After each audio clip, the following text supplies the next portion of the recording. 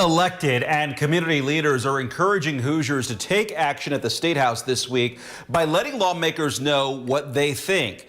This comes after tense moments last month at the State House after black lawmakers say that they were discouraged from talking about race during a hearing. WRTV's Cameron Riddle explains how they're encouraging others to speak out and weigh in on bills they say would negatively impact black Hoosiers. On day one of a week of action inside the Indiana State House, members of Indiana's Black Legislative Caucus say they will not be silenced after they were booed and heckled by Republican lawmakers.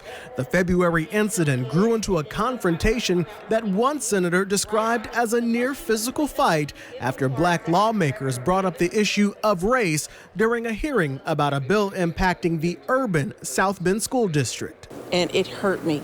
I think I was in tears the afternoon just from the anger and the hurt, and to see my colleagues humiliated like that, to see representatives in the hallway fighting and arguing with each other. Representative Renee Pack is among the voices calling for accountability for the confrontation. Because there's been more than just that. That was just what blew up. But there's also other things that happen, I think, that we're silent about or we just don't want to make a fuss about. But it's time to stop. Community groups are now joining the IBLC to raise awareness about the number of bills they say would have a negative impact on black Hoosiers, including proposed penalties for indigo and budget cuts to urban public schools. Marshawn Woley is the policy director for the African American Coalition of Indianapolis. He says his group is speaking out now for a number of reasons. It was not only the combination of the booing and the jeering, but it was just all these bills that had some kind of